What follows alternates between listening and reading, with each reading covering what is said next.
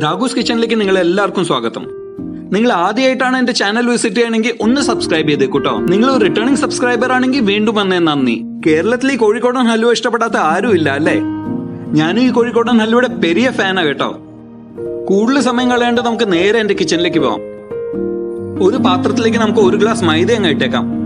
ഈ 1 ഗ്ലാസ് മൈദയ്ക്ക് നമുക്ക് 2 ഗ്ലാസ് വെള്ളം വേണം. ലംസ് ഫോം ചെയ്യാണ്ട് മാവ് പരുവത്തിൽ ഇളക്കിയെടുക്കണേ. ആദ്യം ഈ മാവിലേക്ക് നമ്മൾ 1 ഗ്ലാസ് വെള്ളം ഒഴിക്കണം.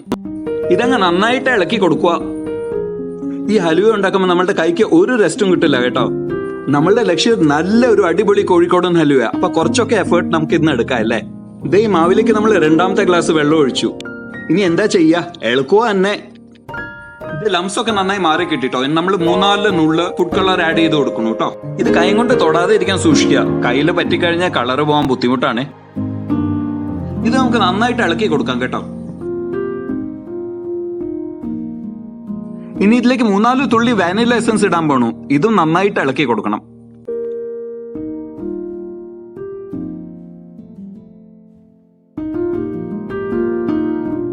ഇനി 2 ഗ്ലാസ് പാത്രം എടുത്തിട്ട് ഗ്ലാസിന്റെ ഉൾഭാഗം വെളിച്ചെണ്ണ വെച്ചങ്ങ് തേച്ച് കൊടുക്കുക കൈ കൊണ്ട്. നമ്മളുടെ ഹലുവ റെഡി ആകുമ്പോഴത്തേക്കും ഇതിലാണ് നമ്മൾ ഹലുവ സെറ്റ് ചെയ്യാൻ വെക്കാൻ പോണേ. ഇതേ നമ്മൾ പാൻ ബേണറിലേക്ക് വെച്ചു. അതിലേക്ക് വെളിച്ചെണ്ണ ഇട്ടിട്ട് വെളിച്ചെണ്ണ ചൂടാകുമ്പോൾ അതിലേക്ക് കാജുവും ഉണക്കമുന്തിരിയും ഇട്ട് കൊടുക്കും. ഇത് ഫ്രൈ ആയി ഇത് വേറെ പാത്രത്തിലേക്ക് മാറ്റി വെച്ചു കേട്ടോ. ഇനി ഈ പാനിൽ തന്നെ നമ്മൾ 1 ഗ്ലാസ് വെള്ളം ഒഴിക്കണം. ഇനി നമ്മൾ ഹലുവയ്ക്ക് വേണ്ടിയുള്ള പഞ്ചസാര സിറപ്പ് റെഡിയാക്കാൻ പോവാണ്. 1 ഗ്ലാസ് വെള്ളത്തിന് 2 ഗ്ലാസ് പഞ്ചസാരയാണ് കണക്ക്. ഇത് നന്നായിട്ട് ഇളക്കി കൊടുക്കണം കേട്ടോ. ഇപ്പൊ നമ്മൾ 1 ഗ്ലാസ് പഞ്ചസാര ഇട്ടിട്ടുള്ളൂ. 1 ഗ്ലാസ് പഞ്ചസാരയുടെ ഇതേ ഇടുന്നു. ഇത് നന്നായിട്ട് ഇളക്കി കൊടുക്കണം, അല്ലെങ്കിൽ അടി പിടിക്കാൻ നല്ല സാധ്യതയുണ്ട്. പഞ്ചസാര പയ്യെ പയ്യെ അലിഞ്ഞു തുടങ്ങി കേട്ടോ. നമ്മളുടെ പഞ്ചസാര മുഴുവനായിട്ട് അലിഞ്ഞു. ഈ പഞ്ചസാര പാനി ഇപ്പൊ നന്നായിട്ട് തിളച്ചുകൊണ്ടിരിക്കണം. ഇനി നമ്മൾ റെഡിയാക്കിയ മൈദയുടെ മാവ് ഇതിലേക്ക് ഇട്ട് കൊടുക്കാം.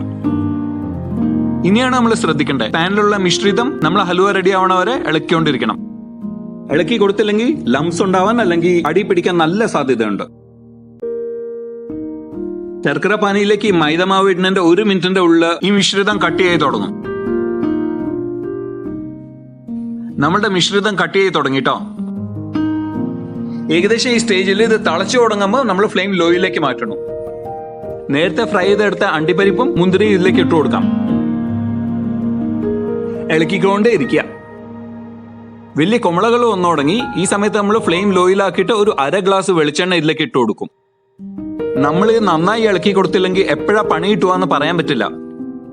ഇപ്പൊ നമുക്ക് വെളിച്ചെണ്ണ സൈഡിൽ തിളച്ചോണ്ടിരിക്കണ കാണാം. ഇങ്ങനെ ഇളക്കിക്കൊണ്ടിരിക്കുമ്പോൾ മൈദ വെളിച്ചെണ്ണേനെ വലിച്ചെടുക്കും. ഇത് നമുക്ക് നന്നായിട്ട് ഇളക്കിക്കൊണ്ടിരിക്കാം കേട്ടോ.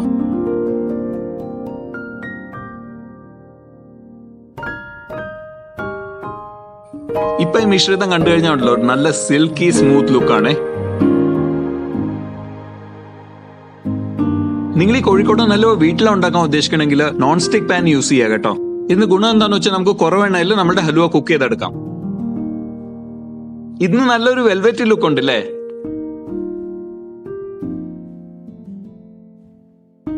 മൈദ നമ്മളുടെ വെളിച്ചെണ്ണ നന്നായിട്ട് വലിച്ചെടുത്തിട്ടുണ്ട്. നമുക്ക് ഒരു 1/2 ഗ്ലാസ് വെളിച്ചെണ്ണയോടെ ഇതിലേക്ക് ഇടാം. ഇത് വീണ്ടും നന്നായിട്ട് ഇളക്കി കൊടുക്കുക.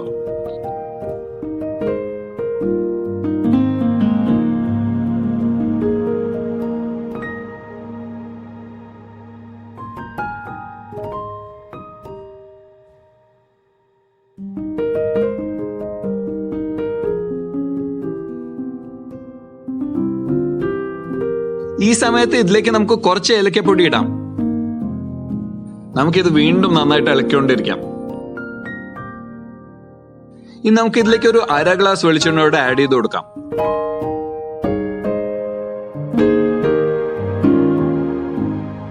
വീണ്ടും നന്നായിട്ട് ഇളക്കാൻ മറക്കല്ലേ.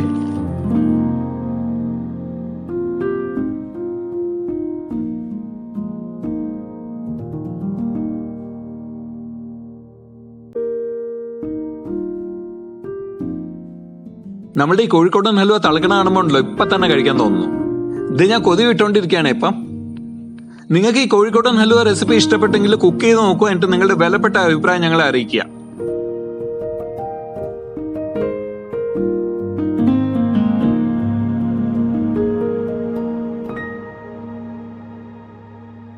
ഇങ്ങനെ സ്പൂൺ വെച്ചിട്ട് കോഴിക്കോടൻ ഹലുവ ഇങ്ങനെ ഇളക്കി കൊടുക്കുമ്പോൾ ഈ പാൻ്റെ ഉള്ളിൽ കോഴിക്കോടൻ ഹലുവ ഇങ്ങനെ തെന്നി പോയിക്കൊണ്ടിരിക്കുകയാണെങ്കിൽ നമ്മുടെ കോഴിക്കോടൻ ഹലുവ റെഡിയായി എന്ന് വിചാരിക്കുക.